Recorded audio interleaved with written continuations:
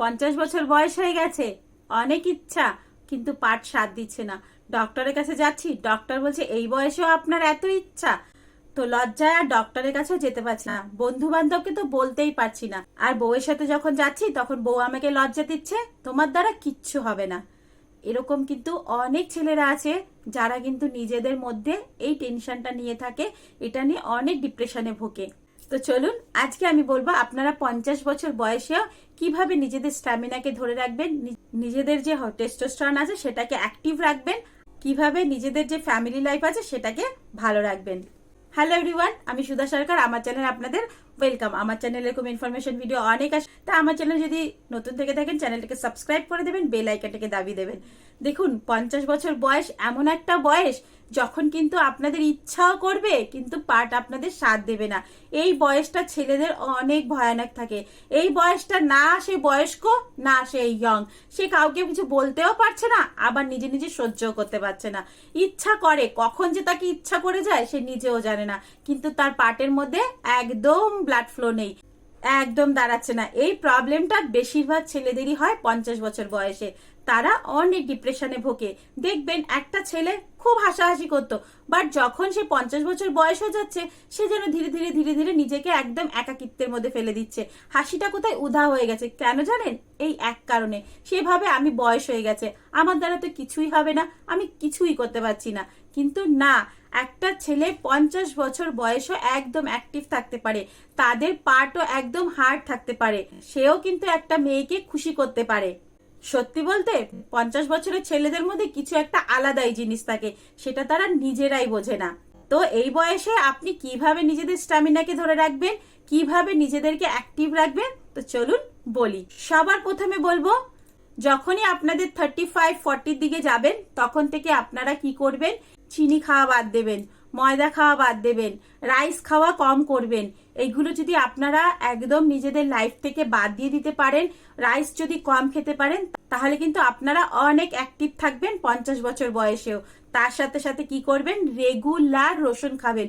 রসুন এমন একটা জিনিস আপনাদের ব্লাড ফ্লোকে ইনক্রিজ করে দেয়। রসুনটাকে কিন্তু একবারে গিলে খাবেন না, ওটা চিবিয়ে চিবিয়ে খাবেন। ওর মধ্যে থেকে যে লিকুইডটা বেরোয় সেটা কিন্তু আপনাদের শরীরের জন্য অনেক ভালো। আপনাদের হাঁটু ব্যথা হবে না, আপনাদের গা হাত পা ব্যথা হবে না, পার্টের মধ্যে খুব ভালোভাবে ব্লাড ফ্লো হবে। তার সাথে সাথে আপনাদের কিন্তু শরীর অনেক স্ট্রং থাকবে, সর্দি কাশি এগুলো সব চলে যাবে। রসুন খাওয়া চালু করে দিন। বিটরুটের জুস খান, বিটরুটের জুস যদি খান তাহলে আপনাদের ব্লাড ফ্লো ইনক্রিজ করবে। বিটরুটের জুস না খেতে পারলেও আপনারা বিটরুটকে জলের মধ্যে ভিজিয়ে রাখুন, ভিজিয়ে 2-3 দিন পরে ওই জলটা খান, এটাও কিন্তু অনেক ভালো কাজ করে। ড্রাই সিডস, যেগুলো কুমড়োর দানা, তিল, তিসি, সানফ্লাওয়ার সিড, এগুলো মিক্স যে সিডটা পাওয়া যায় সেগুলো রোজ 1 মুঠো করে খান, একদম 1 গাদা মুঠো করে না, জাস্ট 2 স্পুন থেকে 1 স্পুন আপনারা রেগুলার খাওয়া চালু করেন। 2টো করে খেজুর খান, রোজ 1 গ্লাস করে দুধ খান। এগুলো যদি খান তাহলে কিন্তু আপনাদের শরীর অনেক স্ট্রং থাকবে, আপনাদের স্ট্যামিনা ভরপুর থাকবে, পার্টসে কিন্তু হার্ডনেস থাকবে, পার্ট কিন্তু খুব সহজে নরম হবে না। আর চেষ্টা করবেন আপনারা খুব স্লো স্লো করে প্রসেসিং চালু করার। কেন, ওই সময় কি হয়, রেগুলার একই জিনিস করতে করতে আপনাদের মন মানসিকতাও একদম অন্যরকম হয়ে যায়। তাই চেষ্টা করবেন ধীরে ধীরে ধীরে ধীরে প্রসেস করা। আস্তে আস্তে প্রথমের দিকে করবেন, তারপরে আস্তে আস্তে স্পিড বাড়াবেন। যদি প্রথমেই আপনারা স্পিড বাড়িয়ে দেন তাহলে তো থেকে যাবেনই। প্রথমে একদম স্পিড বাড়াবেন না, আস্তে আস্তে করে স্পিড বাড়াবেন, তাহলে আপনারা লং টাইম থাকতে পারবেন, এমনকি আপনাদের পাটা কিন্তু সহজে নরম হয়ে যাবে না।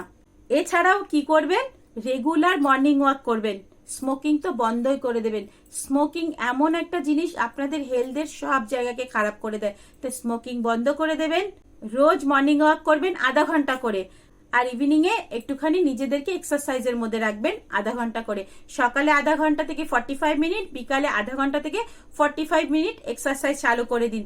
দেখবেন আপনারাও 50 বছরে 25 বছরের মধ্যে স্ট্যামিনা থাকবে, একদম ফুস হয়ে যাবেন না। বউ থেকে গেলেও আপনি থেকে যাবেন না, বউ যতই বলুক না কেন আর পারছি না এবার ছেড়ে দাও, কিন্তু আপনার মধ্যে স্ট্যামিনা ভরপুর থাকবে। তাই আপনি কিন্তু রেগুলার এক্সারসাইজ চালু করে দিন। যদি আপনারা এক্সারসাইজ করেন তাহলে আপনাদের সুগার আসবে না, বিপি আসবে না, এমনকি আপনাদের হাঁটু ব্যথা করবে না।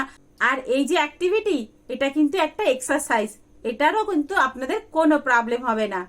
তবে 50 বছরে তো আর রোজ করা যায় না, যেদিন করবেন সেদিন একদম ধামাল হয়ে যাবে। তো চলুন বন্ধুরা, আজকের ইনফরমেশনটা এতটুকুই। যদি ভালো লেগে থাকে তাহলে লাইক কমেন্ট শেয়ার করে দেবেন। আবার দেখা হচ্ছে একটা অন্য ভিডিওতে।